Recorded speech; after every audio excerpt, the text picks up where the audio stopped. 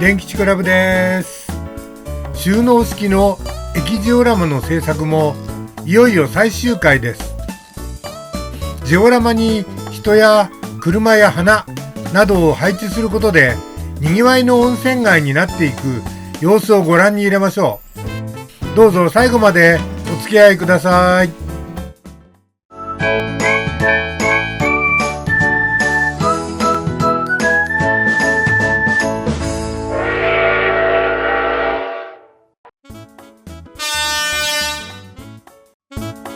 今回のジオラマの季節設定は初夏。駅裏の狭いスペースにアジサイを植えていきたいと思います。まずはアジサイを植える場所に木工用ボンドをたっぷりと置いていきます。ご覧のような感じに置いていきます。一般的にアジサイは複数株を並べて植えたりまとめて植えたりすることが多いので、ここでもそうしたいと思います。アジサイは以前から国際展示場で開催されているジャムの会場で手に入れた法力状のものを使います。すみません、メーカーとか全然覚えてないんですが、僕は何かに使えると思って3色購入してあったんです。一つ隣はピンクの花にするので、そこは飛ばしてまず青い花を咲かせるところにフォーリッジを置いていきます。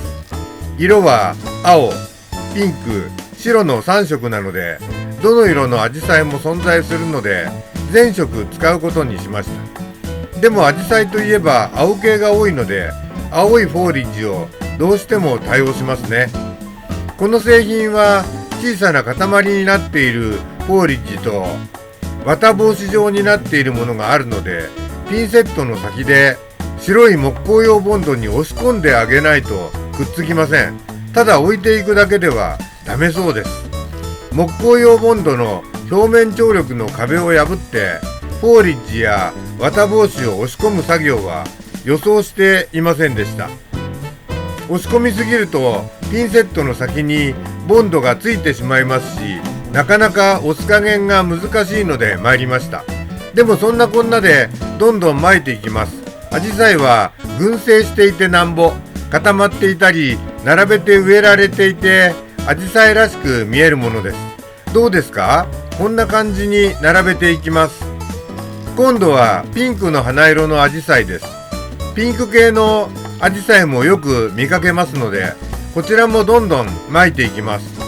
こうして指とピンセットを上手に使ってこんもりと盛るように巻いていきます。アジサイの樹形を考えながらやるんです。最後に白花です。僕の知る限りではアジサイの白花ってあまり見かけないので、ジオラマでも少数派にします。アジサイって昔から人々に好まれてよく植えられているので、アジサイの季節にするなら駅裏だけじゃおかしいよと娘が言うもんですから、急遽朝日旅館の前の植え込みをアジサイに変えることになりました。ここはすでに緑の植え込みを作ってありますので、植え込みの上に花だけを木工ボンドでつけていく作業になります。緑のフォーリッジに花だけを咲かせる工作はどうしても花が大きめになりがちです。花を選んで木工ボンドをつけて持ってきますので、あまり小さなフォーリッジはつかめないんです。旅館の前の植え込みも青系とピンク系の花がつくとなんとかアジサイに見えてくるからありがたいです。ついでに公園の植え込みもアジサイにしましょう。こちらにも青系の株とピンク系の株を作っていきます。やっぱりアジサイの季節は街のあちらにもこちらにもアジサイが咲いている。ジオラマが華やかになってきましたね。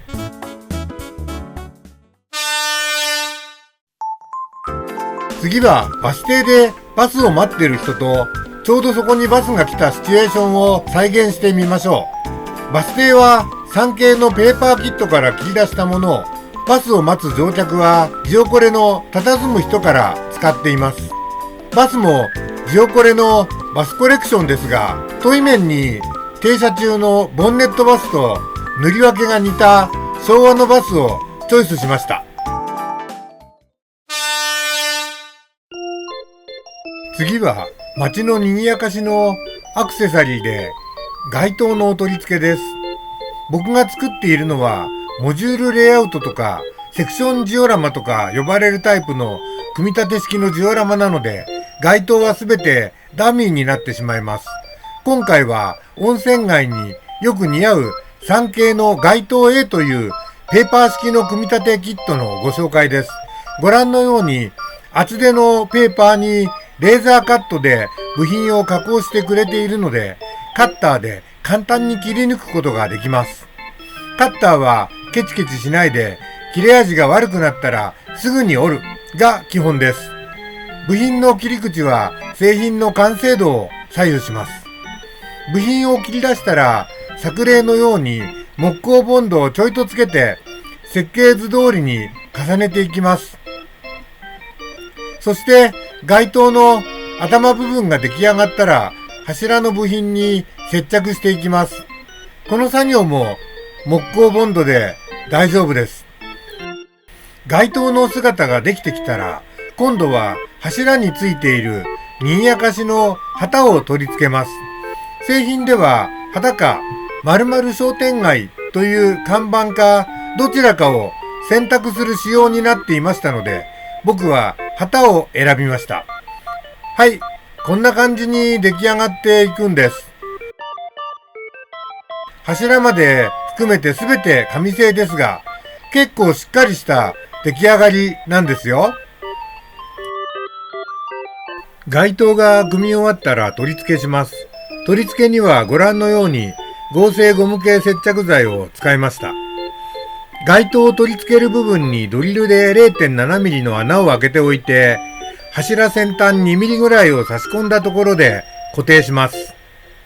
街灯を差し込んでからおよそ5から6秒でほぼ固定できます。街灯の素材が軽いのですぐに固定できるんです。街灯はご覧のように7から8センチ間隔でどんどん取り付けていきます。活気のなかった街が急に元気になってくるんです。駅前のメイン道路に取り付け終えたら、今度は温泉街通路にも取り付けます。交差点のちょいとこちら側ですね。温泉街通路はジオラマからすぐに外れてしまいますので、今度は公園にも街灯を取り付けましょう。公園、とりわけこの公園には赤い可愛い太鼓橋があるので、夜間にはそのあたりがライトアップされる設定です。公園には四隅に街灯を取り付けることで、夏の夜などにそこそこ観光客が夕涼みに出てくるイメージが生まれます。どうでしょうか？ 3K の街灯 A セット。観光地の街中にありがちな光景を作ってくれたと思いませんか？いやー、いいですね。僕はすっかり気に入りました。はい、こちらジオコレの信号機です。この時代歩行者用信号なんてなかったと思うので、ここは聞い取ります。それにしても信号機の周囲に目立つボードがついていて、この頃の信号機って今と違って懐かしいです。はい、こんな感じに取り付けました。それでは T 字路の交差点なので、もう2本信号機を取り付けますね。そんなこんなで T 字路2箇所に昔ながらの信号機を取り付けました。いい感じになってきました。街角の信号機、昭和40年代には道路にもあまりごちゃごちゃと線が引いてなかった気がします。第一、まだ道路の舗装率も低かったんですよ。次に電柱の取り付けです。電柱もジオコレのものが着色済みで使いやすいので、それを使っています。ジオコレの電柱にはコンクリート製のものと木製のものがありますが、古き良き時代の再現には迷わず木製です。電柱も街のにぎわいには欠かせないんです。今度は電話ボックスです。あの時代、駅前には大抵電話ボックスがあったんです。今はほとんど見かけなくなりました。少し前はガラスに囲まれたタイプ、そのまた昔がこのタイプだったんですよ。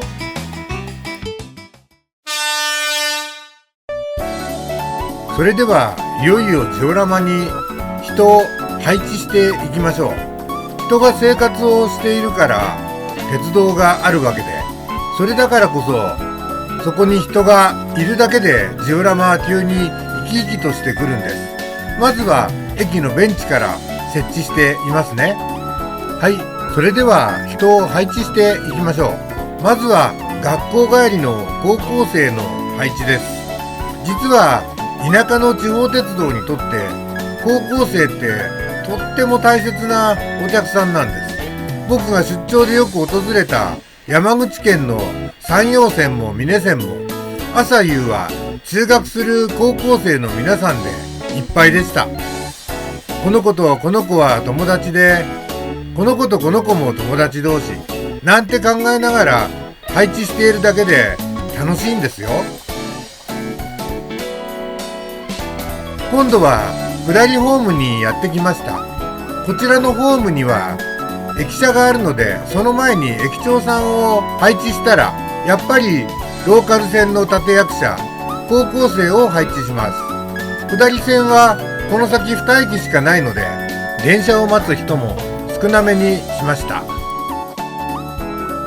今度は鉄道ファンの皆さんを配置します。あの頃は撮り鉄なんて言葉はありませんでしたが、鉄道ファンがたくさんいたことは今も昔も変わりません。今のようにデジカメではなかったので露出調整が難しかったんです。今日は樽の屋電鉄に温泉急行いで湯号が走り出す初日なんていう日だったのかもしれませんね。駅が終わったら今度は駅前の旅館たちを生き生きさせたいと思います。まずはおかみさんを配置します。旅館の前にはそんなおかみさんに見送られて温泉街に出ていく浴衣姿のお客さんを複数配置していきます。色とりどりの浴衣の色と温泉街を旅行している家族たちの楽しげなポーズが旅館前を賑やかせてくれています。ほら、こんな感じ。筧温泉っていいところね、などと声が聞こえてきそうな風景になりました。なんと人力車が出てきました。3系の人力車キットを以前組んで放置してありましたが、やっと出番が来たようです。人力車の前には親子連れのお客さんが足を止めて乗車交渉をしている観光地の楽しいひとときですね。3系の人力車2両あったので思い切ってこの温泉街で使ってしまうことにしました。なかなかいい感じになりましたね。当然人の営みは公園でも見られます。公園にちょっとした休憩ができるように椅子とテーブルを用意します。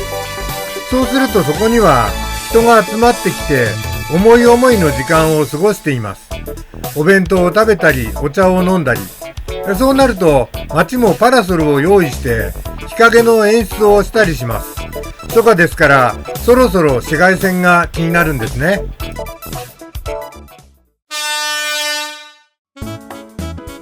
さて、人と並んでジオラマに活気を与えてくれるアイテムがあります。それは自動車です。僕が子供の頃、横浜や川崎に住んでいた頃、自動車はお金持ちの家庭だけが所有していました。当然僕の家には自動車はなくて、10世帯に1台あるかないかだったので、道には車はまばらでした。そんな時代の温泉街をイメージして車を配置していきます。そこそこあるけれど渋滞ができるほどじゃない、そんな感じです。自動車のことはあまり詳しくないので時代交渉が合っているかは分かりませんが、古そうな車を選んで購入しました。どうでしょうか。これらの自動車たちが人気の温泉街筧温泉を演出できたでしょうか。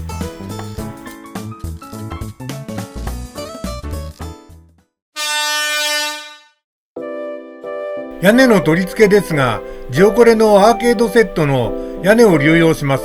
その時に架線柱と接触する部分があるんです。よって屋根の一部をルーターで削って逃がし加工をしたいと思います。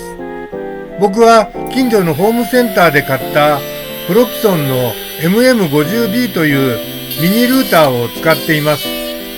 はじめはもっと安いのを使っていたんですが、やっぱり道具はある程度ちゃんとしたものが必要です。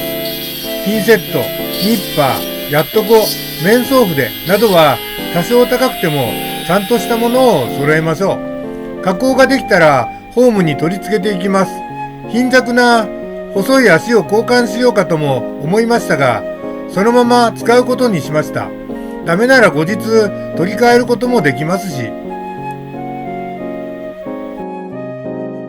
次は駅舎のある下りホーム側ですが、こちらも架線柱が当たる部分の屋根をルーターで削ってあります。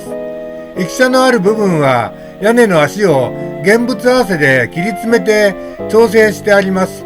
はい、上下線とも屋根がつきました。最後にタミヤの墨入れブラウンでウェザリングを行います。このような大雑把な部品には絵の具用の筆を使います。太い筆にたっぷり塗料を含ませて屋根の目に沿って流していきます。ムラになってもそのままにします。ホコリで汚れたりうっすら錆びたりを表現するものなので、均一にきれいに塗らない方が味が出るんです。はい、これで完成です。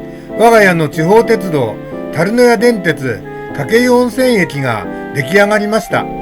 最後までご視聴いただきましてありがとうございます。この後は当ジオラマの見どころをスライド式にご覧いただきます。第1弾でホワイトボードに設計図を書いてから第7弾まで通しで見ていただいた皆様には心より御礼申し上げます。電吉クラブとしては初の作りながら紹介するスタイルはいかがだったでしょうか。次回作のためにもご意見やご感想をコメント欄にいただけるとすごく嬉しいです。また動画の評価もぜひお願いいたします。電吉クラブは N ゲージ歴46年の親父が今まで集めてきた車両たちやセクションジオラマたちを紹介しながら皆様に鉄分補給していただくチャンネルです。動画を気に入っていただけたらチャンネル登録をお願いいたします。この後画面中央に157系鉄分マークが出てきます。それをタップしていただけるとチャンネル登録できます。またベルマークのオンもお願いいたします。またお目にかかりましょう。